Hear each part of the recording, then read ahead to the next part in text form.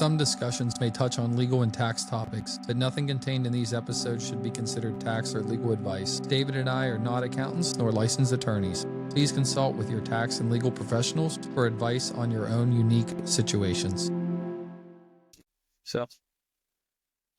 Well, Dirk, welcome to our first intro podcast of Did It Close?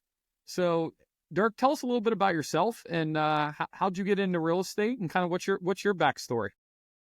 Yep. So, started off, went into the Marine Corps because it was the only way to pay for college. Hoorah. And spent 7.5 years between active and reserve, and went to Iraq for a year, warm, sunny vacation, and then came back, and I was living in California, and I was doing mortgages at the time, and it was like during the, incredible mortgage time. They were doing adjustable rates and negative AM loans, right? So your interest rate adjusted, and you weren't paying enough every month to even pay down the balance. It was going up, but that's what people did back then. It was doing that and was having a good time. Loved it. Lived in San Diego, and then at the time had my daughter, so moved back to Oklahoma where all my family was at. And before I had left, I started working with this guy, and he was doing some apartment stuff. So it really got me interested in the apartment business.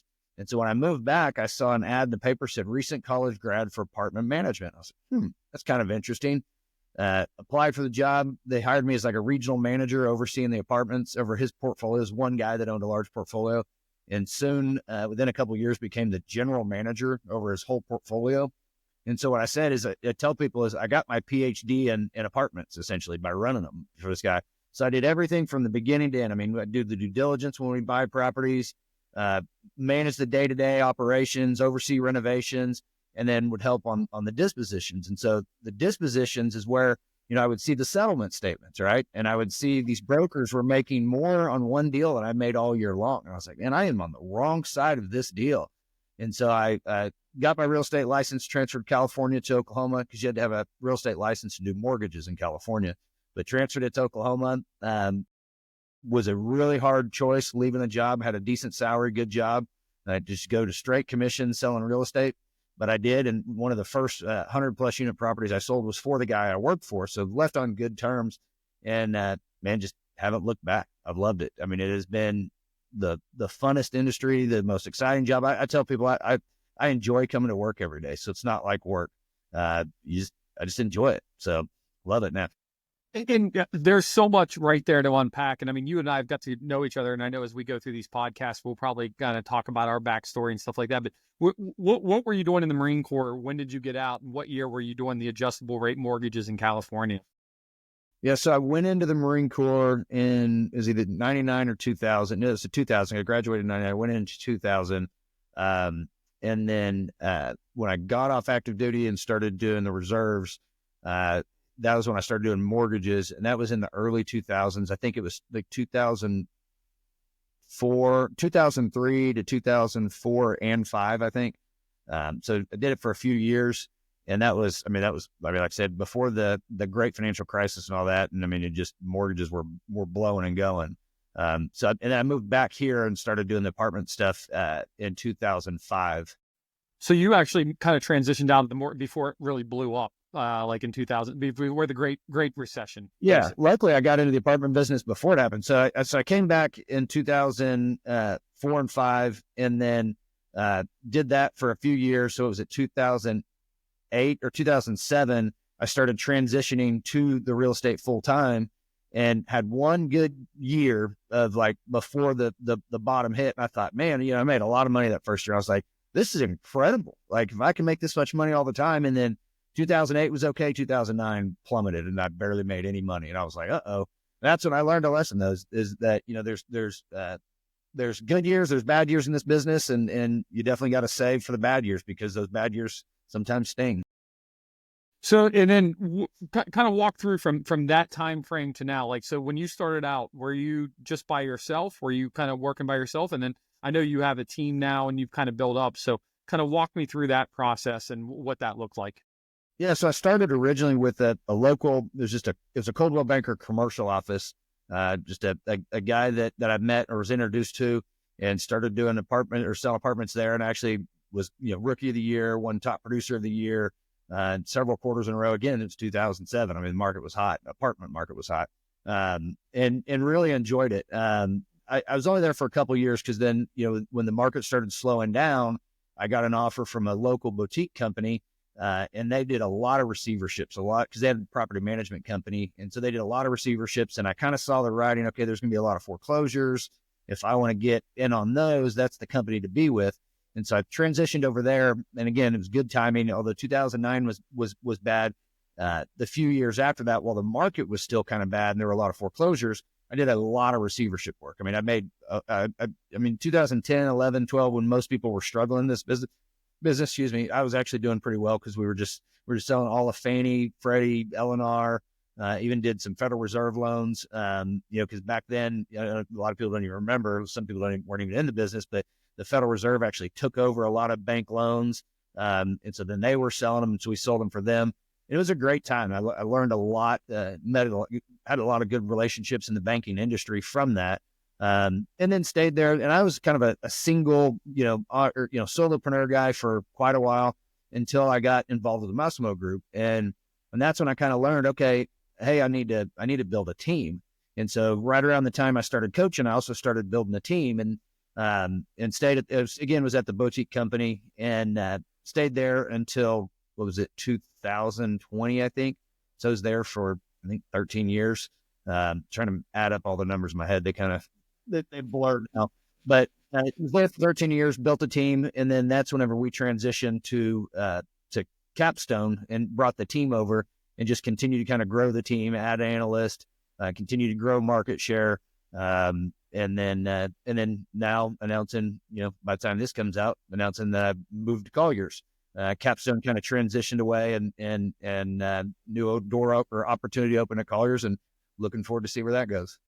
So you mentioned earlier, you said, hey, I love coming to work every day, right? And I know you and I have a similar thing about that. We get pumped up. Why do you think this business, motivates you? What is it about this business that really kind of like draws you in and gets you fired up every day? Really a couple things. Because like I said, I do the coaching, as you know, that's how we met.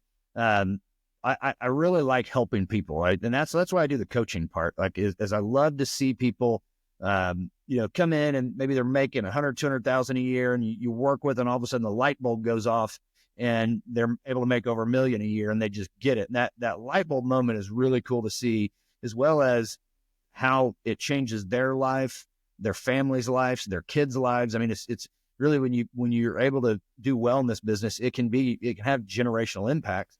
And so I enjoy the coaching part and running a team and helping people on a team.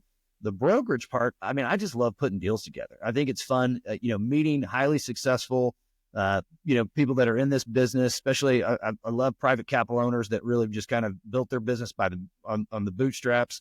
And getting to know them, become very good friends. Most of my closest friends in my life are in the apartment industry in one shape or another. And it's just a fun business. I tell people all the time, it blows my mind that people pay us as much as they do to sell properties, because it's fun, right? And I think it's easy. Now, I know that this business is not easy because I see a lot of people fail, but I've done it so long. To me, it's easy as, it's doing the same things every day, certain things every day, not same things, certain things every day that you have to do that maybe you don't want to do. But if you do them, your business will be successful. Like I said, you'll have good years, you'll have bad years, but where else can you go make this amount of money, have this much fun, and really just enjoy the people you work with? So you make it sound easy, right? And I think because you've done it, you've kind of persevered. So you made a comment there that some people, right, fail out of the business. What is it in your mind that kind of distinguishes those that are successful from those that fail out of the business? I think, the grit, the sticking to it, we recently went to Massimo Con, and a lot of the speakers there, and luckily I was fortunate enough, the first Massimo Con I was a speaker at, and this one, got to meet all the speakers.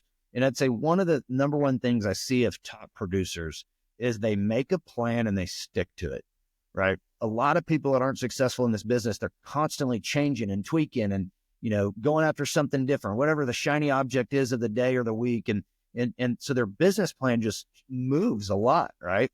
And I'm not saying that you can't adapt, and because you do need to adapt, you need to adjust your business as you go. But if you're constantly changing who your ideal prospect is, or you're constantly changing your property type, or you're constantly changing who the people you call, you're never consistent. So you're never really building a true, relationship with a core group of clients. And so I think that's the number one thing, is people just constantly changing their business and not sticking to their game plan. I mean, obviously there's a lot more to it than that, but I'd say that's the number one thing I see people fail with is just, flip-flopping around on how they do their business. Yeah. And I mean, I think by the time this airs, right. And, one of the ways you and I met, because you were my coach, I joined up kind of Massimo, same thing, wanted to start taking my business to the next level. We got paired up. I think, we hit it off. We kind of have kind of similar background, similar mentality. And I know you pushed me a lot. And I know throughout these podcasts, we'll probably talk about a lot of some of the principles that you and I kind of talked about. One of the things that I think was you brought up, and it was very, very clear to me very early on, was how you are developing deep-seated relationships with your clients, right? They're clients, but they're more than that. And they're friends, they're close. Can you speak a little bit about that? Because I think, that's one thing that I learned from you, and maybe share, you kind of gave me a few books that you kind of read. So if you kind of can elaborate on that and some of the material that you kind of talk on that, because I think that was really impactful for me. Yeah. In fact, so that was what I spoke about at the first Massimo Con was, I call it clients for life.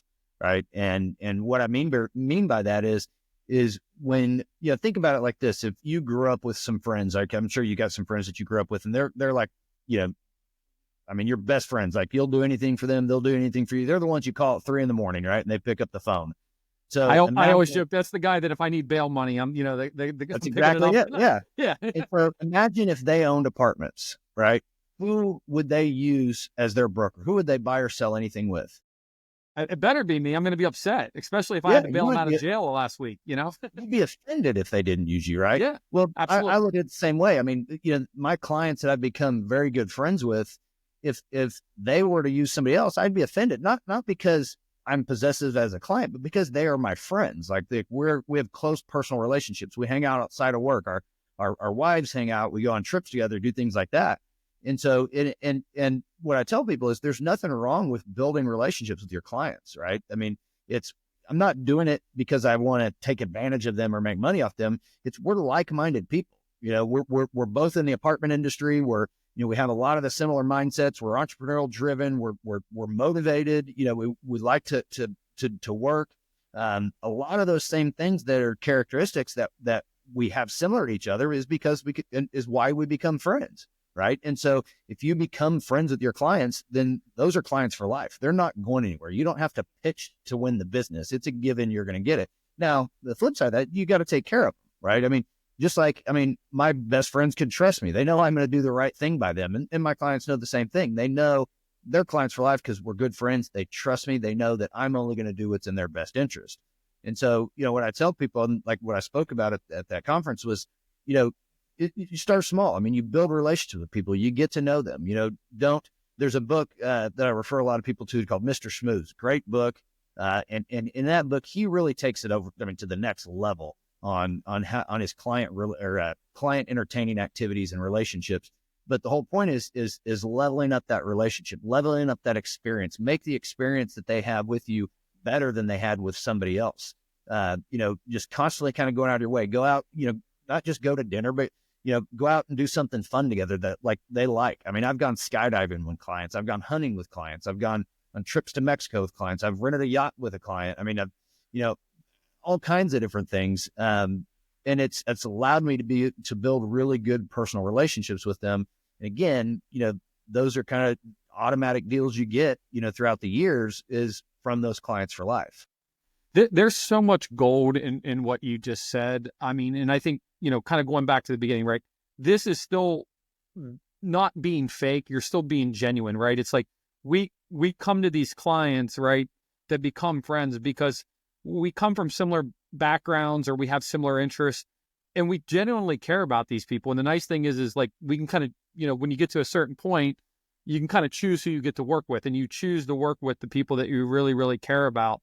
And then you take care of them, right? So I talk with my team all the time. I say, what is it that we're selling, or what is it that we're conveying? I don't like the term selling because it makes it sound like, we're trying to be not authentic, but what are we trying to convey? And we're trying to convey trust and confidence, right? Like trust in us as, brokers, that we're going to take care of you, and the confidence that we're going to do a good job. And I said, the second part of this is once you get that trust and confidence, you can never violate it, right? So you have to execute.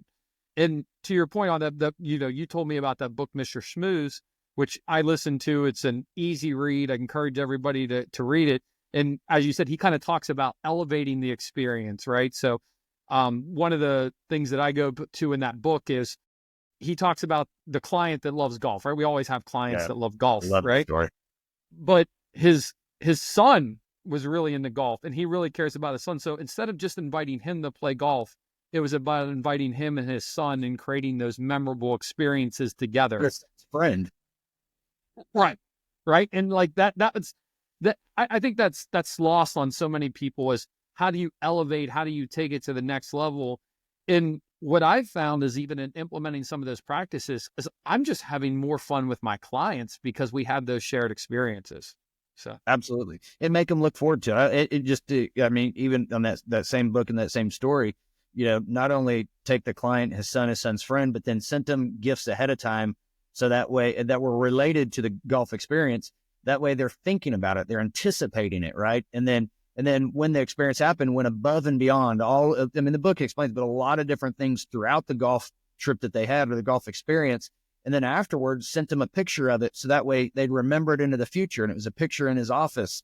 And so it's just, like I said, it's making that whole experience with your clients, that they will always think of you and constantly think of what you did for them, especially because it took his son into account and made it more special for him. I thought that was a great story. Yeah, I agree. Well, David, I know we got a little bit of limited time today, but I know we've recorded some stuff in the past about how the podcast, I'm sure we're going to record more. So looking forward to continuing to do this. And this will probably be one of the first couple episodes that we release. And thank you. And, we'll see everybody at the closing table.